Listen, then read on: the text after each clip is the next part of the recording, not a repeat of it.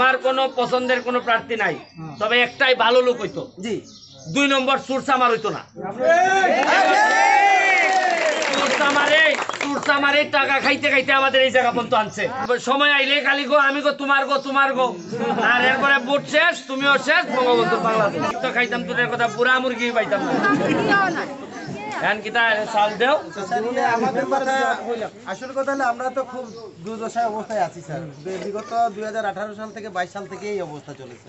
আপনি যে একটা করোনার সময় আমাদেরকে দান অনুদান দিয়ে গেছিলেন, চাল টাল অনেক কিছু সাহায্য করেন, সবার এটাই একটা অনুভূতি, সবাই খুশি আছেন।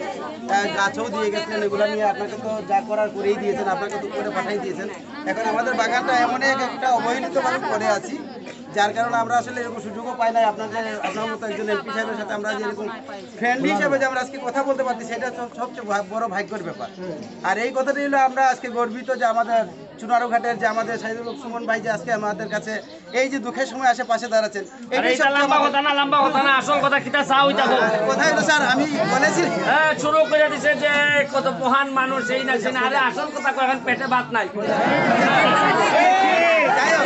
ধন্যবাদ স্যার। আসল কথা নাই, খালি চাইতে মারে চাইতে মারে।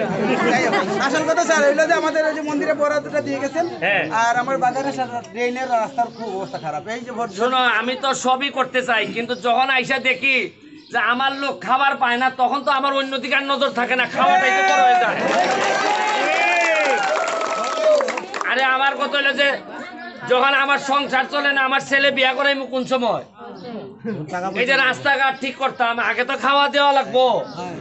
খাওয়া না দিলে তো আমার প্লেট থেকে আমার ভাত লই লইব।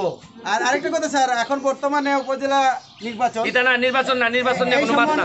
একটা কথা বলতেছি, যদি আপনি মনে করেন আপনার পছন্দ, না না, আমার কোনো পছন্দ, খুশি আমার কোনো পছন্দের কোনো প্রার্থী নাই, তবে একটাই ভালো লোক হইতো। জি, 2 নম্বর সুরসামার হইতো না। সুরসামারে টাকা খাইতে খাইতে আমাদের এই জায়গা পর্যন্ত আনছে।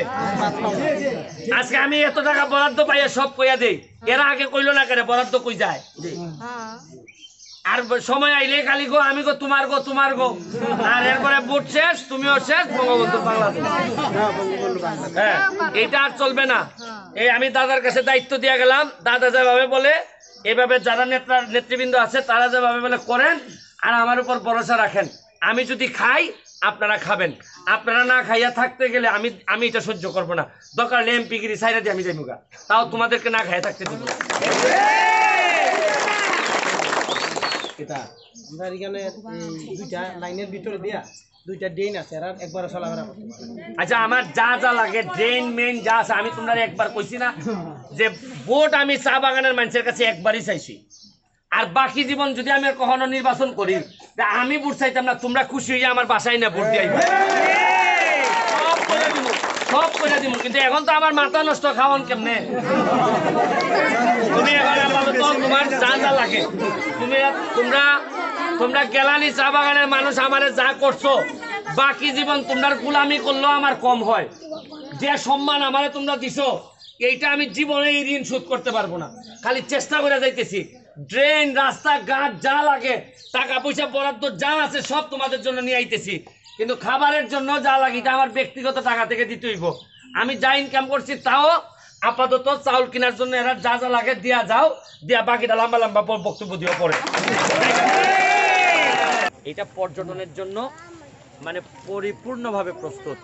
আপনারা, আমি কি বলবো, যে যদি এই জায়গায় আসেন, এত নীরব, বিশেষ করে তাঁবু দিয়ে যদি আপনি থাকতে চান, মানে এত নীরব এবং চারদিকে প্রকৃতি, আপনি দেখেন যে প্রকৃতিটার একটু দেখাও ভালো করে। হ্যাঁ দেখাও, এখানে সূর্যাস্তটা দেখাও। হ্যাঁ আস্তে আস্তে দেখাও আর একটু। হ্যাঁ হ্যাঁ, আপনারা দেখেন এই যে এই সাইডটা দেখেন, ওই যে, এবং ওই পাশটাতেই কিন্তু আপনি আবার ওই পাশটাতেই দেখেন চা বাগান।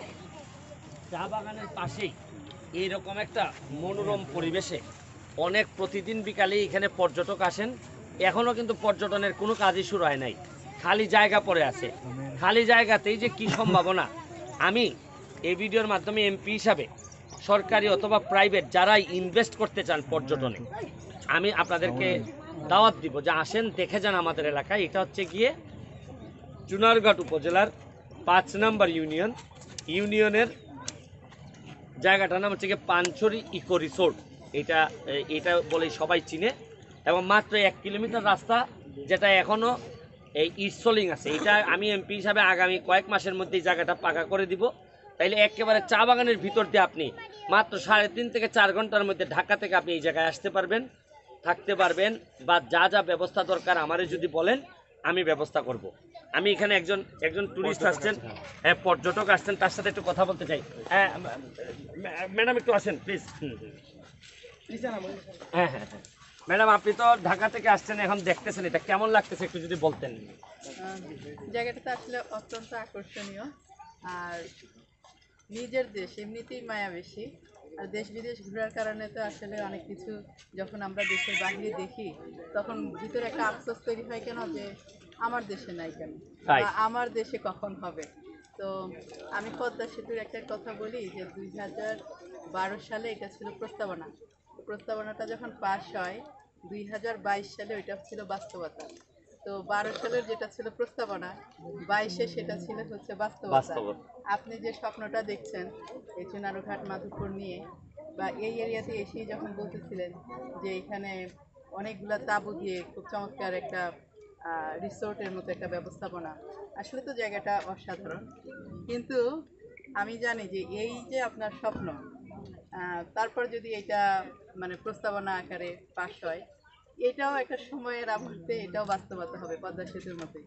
কিন্তু আমার আপনাকে একটা কথা বলার, আপনি আপনার আম্মুকে বলবেন সেজন্য আপনার জন্য এই বলে দোয়া করে আপনার জন্য বার্ধক্যজনিত স্বাভাবিক মৃত্যু হয়। না না না না, আমি দোয়া চাই জানি না। বার্ধক্যজনিত স্বাভাবিক মৃত্যু এই জন্য আপনাকে দেশের লোকের অনেক দরকার। না আমি জানি না, আমি আসলে এই ভিডিও থেকে বিদায় নেওয়ার আগে আপনাদের সবাইকে দাওয়াত দিয়ে নিচ্ছি যে আমার কাছে মনে হয় আমার যতটুকু সক্ষমতা আছে, প্রতিটা এলাকারই কিছু না কিছু বৈশিষ্ট্য থাকে, এই কারণে এলাকাটারে অনেক দূর নিয়ে যাওয়া যায়। আমার আশেপাশে যে ছেলেগুলো আছে, বাচ্চাগুলো আছে, আপনারা দেখতেছেন, এদেরকে অর্থনৈতিকভাবে দাঁড় করানো এমপি হিসাবে আমার দায়িত্ব। আমি যদি এখানে একটা পর্যটনের একটা ভালো কিছু করতে পারি, তো এই এলাকার মানুষগুলো অর্থনৈতিকভাবে সমৃদ্ধ হবে। এদের এই 4 লাখ টাকা 5 লাখ টাকা খরচ করে সৌদি আরব যাওয়া লাগবে না, কুয়েত যাওয়া লাগবে না। নিজের দেশে বসেই আপনারা জানেন যে আমার এলাকায় ফেসবুক ব্যবহার করে এখন হাজার হাজার ডলার আমাদের ছেলে মেয়েরা ইনকাম করতেছে। ভাই আমরা কি ছোট্ট একটা আইকিউ টেস্ট করবো যে এইখানে পর্যটন নগরী হলে কিভাবে এইখানকার অধিবাসীরা আর্থিকভাবে বেনিফিটেড হবে, ওনাদেরকে এই বিষয়ে কোনো ধারণা আছে কিনা? না, এখনো পুরাপুরি আসলে এই এলাকার মানুষ এখনো বুঝে উঠতে পারে নাই, অল্প অল্প করে বুঝে উঠতে পারবে। দেখেন কক্সবাজার শুধু সমুদ্র থাকার কারণে এই এলাকার মানুষ অর্থনৈতিকভাবে অনেক উপরে চলে গেছে। এইটা একটা স্বাভাবিক। এখানেও যদি আপনি পর্যটক নিয়ে আসতে পারি, দেখবেন এই এলাকার মানুষের ভাগ্য বদলাই দিতে পারবো। আমি জন্মের পরে আমার যে এলাকাটা পাইছিলাম, অথবা এমপি হিসাবে শপথ নেওয়ার সময় যে এলাকা পাইছিলাম, আমি মৃত্যুর আগে এর চেয়ে ভালো একটা এলাকা রেখে যেতে চাই। শুধু এলাকা না, আমার চেয়েও আরও যোগ্যতা সম্পন্ন মানুষ আমি এলাকায় রেখে যেতে চাই। তাতে আমার মৃত্যু অনেক বেশি শান্তিপূর্ণ হবে, সার্থক হবে। আজকের মতো বিদায় নিচ্ছি পানছড়ি থেকে, পানছড়ি ইকো রিসোর্টের জায়গা থেকে। ভালো থাকবেন, সুস্থ থাকবেন।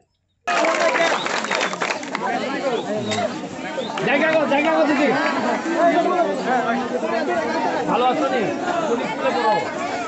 ওই লস্করপুরে এখানে ভালো তো